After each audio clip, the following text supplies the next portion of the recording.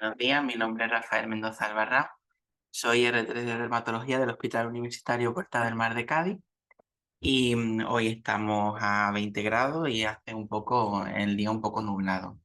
Hoy vamos a hablar sobre las principales genodermatosis. He puesto parte uno porque, como vemos en el índice de contenido, pues es un grupo muy amplio de enfermedades. Muchas de ellas son complejas, con muchas mutaciones, muchas diferencias clínicas. Y bueno, pues he pensado en dividir esta sesión en dos partes para que no se haga tampoco muy pesada. De las itiosis no hablaremos porque habló ayer mi compañero el doctor Claudio. Y hoy veremos las queratodermias palmoplantares, la enfermedad de Darier y la de Halley-Halley, la neurofibromatosis y la esclerosis tuberosa. Empezamos con las queratodermias palmoplantares. Son un grupo heterogéneo de trastornos hereditarios, que pueden ser hereditarios o adquiridos de la queratinización y se van a caracterizar por una pronunciada hiperkeratosis tanto en las palmas como en las plantas.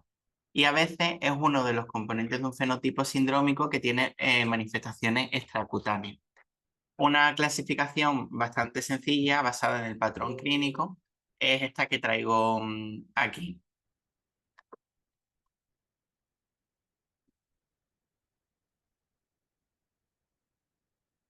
Que se basa en tres tipos distintos: la queratodermia palmoplantar difusa, que abarca toda la superficie de las palmas y de las plantas, y en las formas hereditarias suele tener un inicio en la infancia. La mira.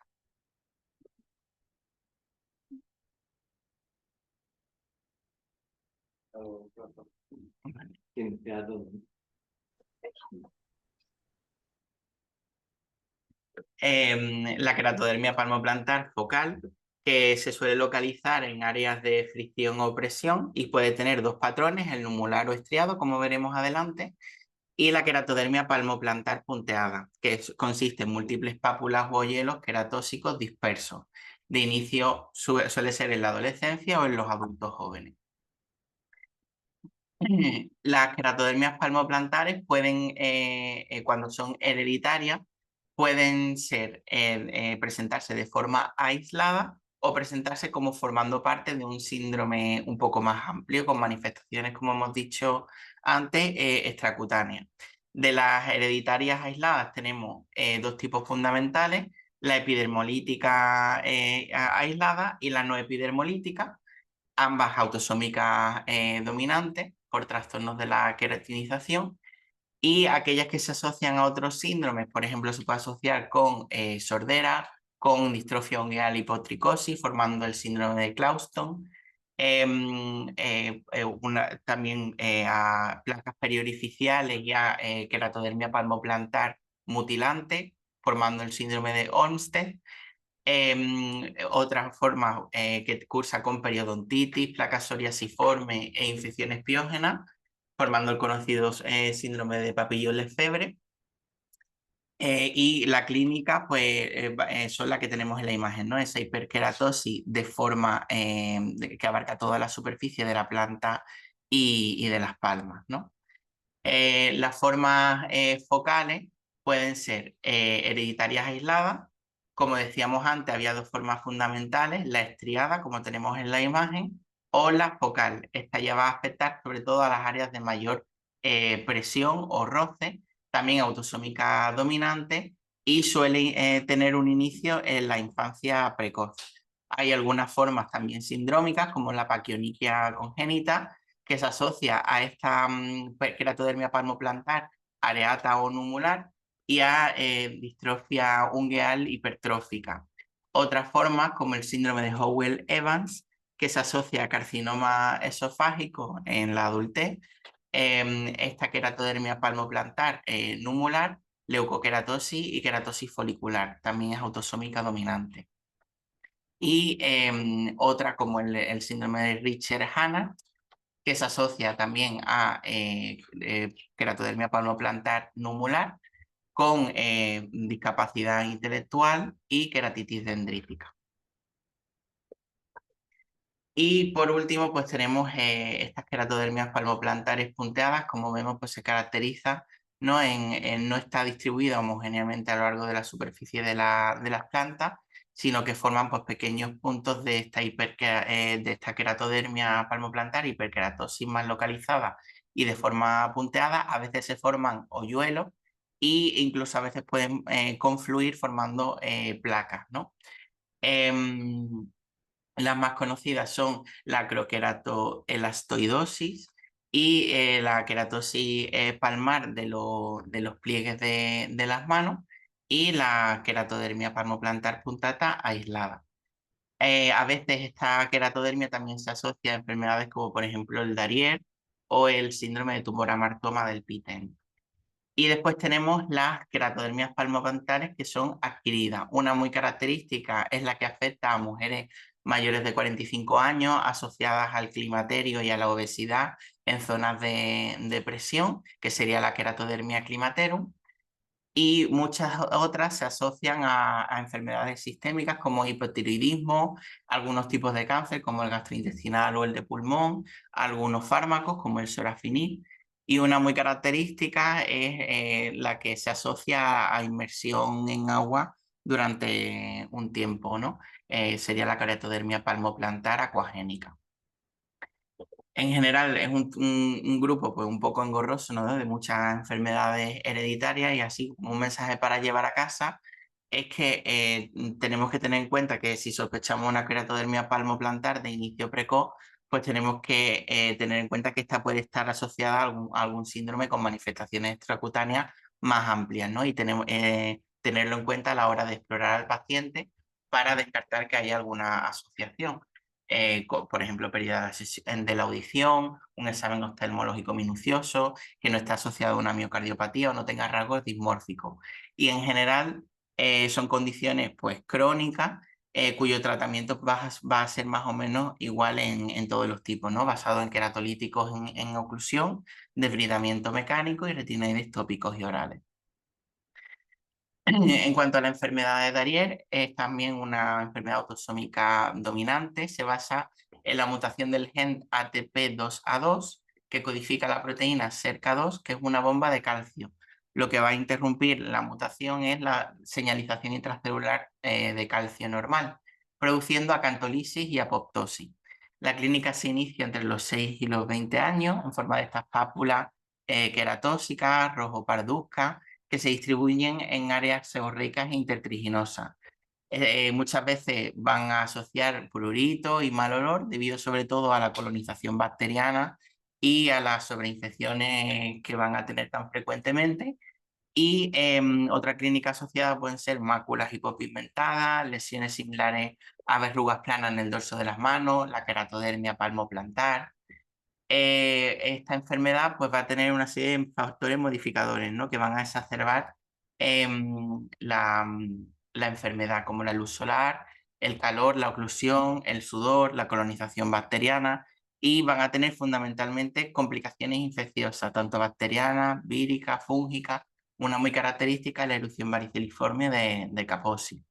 En la anatomía patológica se va a caracterizar sobre todo por acantolisis suprabasal, sobre todo en focos de la epidermis y también discaratosis, por esa apoptosis que hablábamos. Y el tratamiento, pues en general se basa en medidas generales para evitar pues, los desencadenantes o los exacerbantes más bien, corticoides tópicos, inhibidores tópicos de la calcineurina, retinoides orales y ya cuando las lesiones son muy refractarias, pues la destrucción con láser.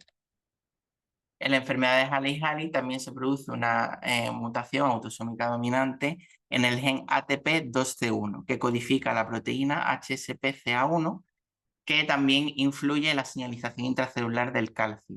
En este caso es una ATPasa dependiente de calcio y se va a caracterizar fundamentalmente por acantolisis. Tiene dos picos de incidencia, en la segunda o tercera década de la vida y en la cuarta quinta. Va a afectar sobre todo a áreas intertriginosas en forma de estas placas húmedas, malolientes, con erosiones, fisuras, incluso a veces ampollas por la formación de auténticas vesículas y ampollas intraepidérmicas. Los factores modificadores y las complicaciones van a ser prácticamente idénticas a la de la enfermedad de Darier, y en la anatomía patológica también se va a caracterizar por acantolisis, pero a diferencia de la enfermedad de Darier, esta acantolisis afecta a la mayor parte de la epidermis, ¿vale? En el Dariel, como hablábamos, solo son pequeños focos. Pasamos a la neurofibromatosis y a la esclerosis tuberosa. La neurofibromatosis tipo 1, que es sobre todo la que nos interesa más a los dermatólogos, tiene una penetrancia variable, aunque casi del 100%, con una expresividad, eso sí, un poco más variable. Se va a caracterizar por la mutación del gen NF1, que lo que hace de forma normal el NF1 es inhibir a la vía RAS, que son genes que van a producir proliferación celular y supervivencia celular. Y en los tejidos en los que esté mutado ese NF1, pues se va a producir esa proliferación celular, como por ejemplo en la piel, en esas manchas café con leche o en las células de Schwann. Tiene un fenotipo clínico muy diverso, ¿no? En forma, pues, con muchas manifestaciones cutáneas y de inicio precoz, como los nódulos de Lee, las manchas café con leche, los neurofibromas, pero también va a causar con distintos tipos de tumores, sobre todo del sistema nervioso central, gliomas ópticos, tumores en el tubo digestivo, anomalías esqueléticas, sobre todo durante la infancia, como la escoliosis, macrocefalia, muy característica la displasia del esfenoide, dificultad para el aprendizaje, retraso mental, etcétera. Aquí tenemos pues, ejemplos clínicos, ¿no? De los neurofibromas, las efélides axilares formando el signo de Kraue, las manchas café con leche o los nódulos de Lynch. Los criterios diagnósticos clásicos se basan en la presencia de dos o más de los siguientes, ¿no? 6 o más manchas café con leche que tienen que ser mayor de 5 milímetros en los prepúberes y más de 15 milímetros cuando ya son en la pospubertad. 2 o más neurofibromas o solo uno si este es plesiforme, que esté presente el signo de Kraue, gliomas ópticos, 2 o más nódulos de Leach y lesiones óseas típicas, como decíamos, la displasia del esfenoide. Y que tenga algún pariente de primer grado afecto. Como vemos, es una enfermedad en la que el dermatólogo desempeña un papel importante. Aquí tenemos como un esquema de la edad a la que se desarrolla las distintas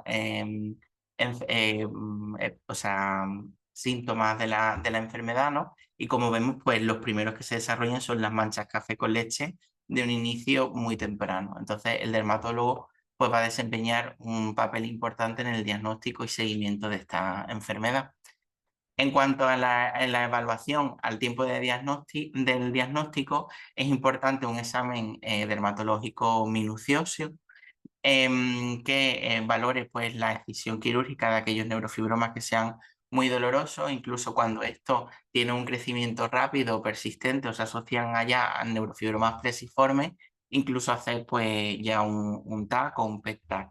Un examen neurológico, sobre todo cuando existan síntomas neurológicos asociados, incluso con resonancia magnética, y un examen cardíaco. Es importante en estos pacientes tomar la tensión arterial, ¿vale? Porque más del 30% de estos pacientes cursan con hipertensión arterial, que suele ser esencial, pero a veces se asocia con feocromocitoma y con estenosis de las arterias renales bilateral.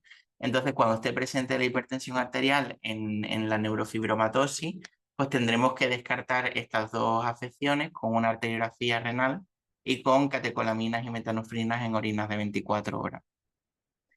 En el seguimiento, pues dependiendo de la edad, sobre todo en niños y adolescentes, habrá que evaluar defectos óseos como escoliosis y macrocefalia y otros defectos. Un examen oftalmológico minucioso, sobre todo ya cuando hay compromiso de la visión o existen otros síntomas como próctosis que nos puedan indicar pues, algún glioma óptico, incluso pedir una resonancia magnética orbitaria o cerebral.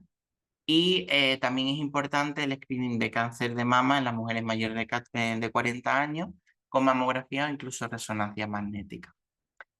En cuanto a la esclerosis tuberosa, también es una enfermedad autosómica dominante, es un trastorno amatematoso y muy característica va a ser la tríada de convulsiones, déficits intelectuales y manifestaciones cutáneas.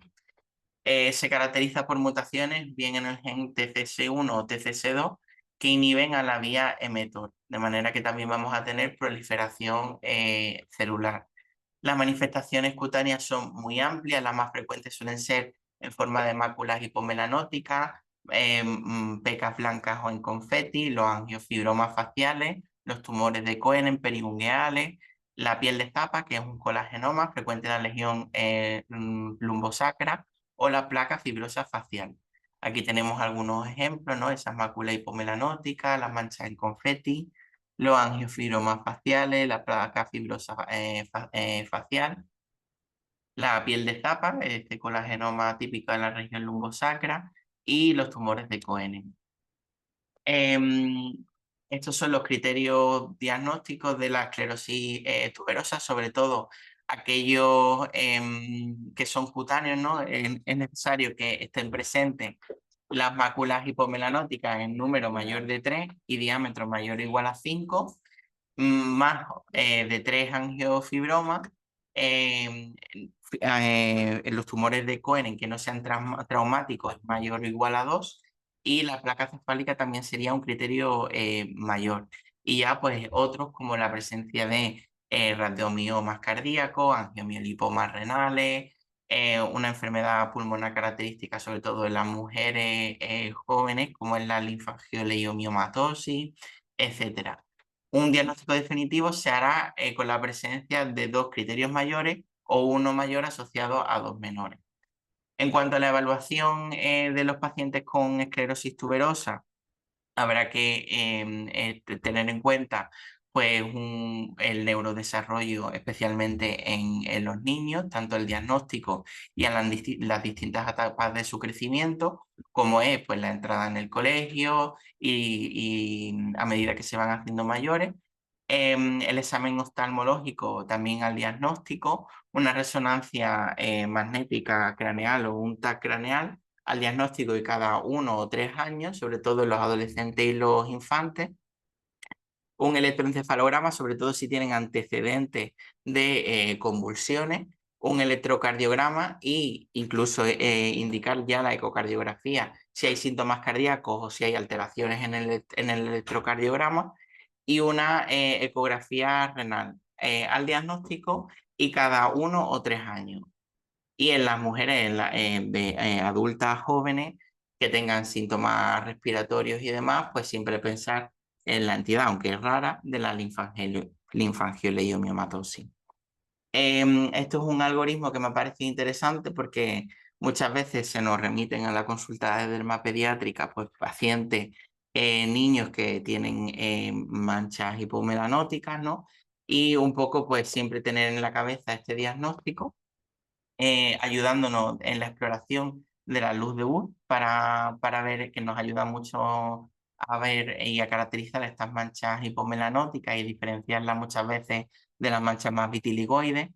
Y si siguen un patrón clínico más característico de mayor o igual a 3 manchas, mayor de 5 milímetros, pues asociar pruebas complementarias como la ecocardiografía, la resonancia magnética o el TAC craneal y el examen oftalmológico.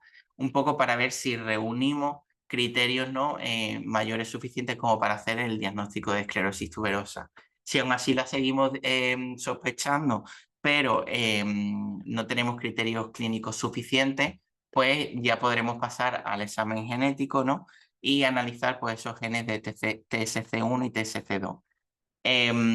Y si están mutados, pues ya tendremos el diagnóstico definitivo. Y a medida que el niño crece, siempre estar pendiente, ¿no? De esos exámenes físicos, de la piel, de las mucosas, de los ojos, con también considerar ecografías renales o repetir incluso la resonancia magnética o el TAC craneal, y estar pendiente pues si han aparecido más manifestaciones cutáneas características, ¿no? Para ver si al final de la niñez cumple ya los criterios de esclerosis tuberosa o bien es otra entidad clínica. Y sin más, muchas gracias por la atención.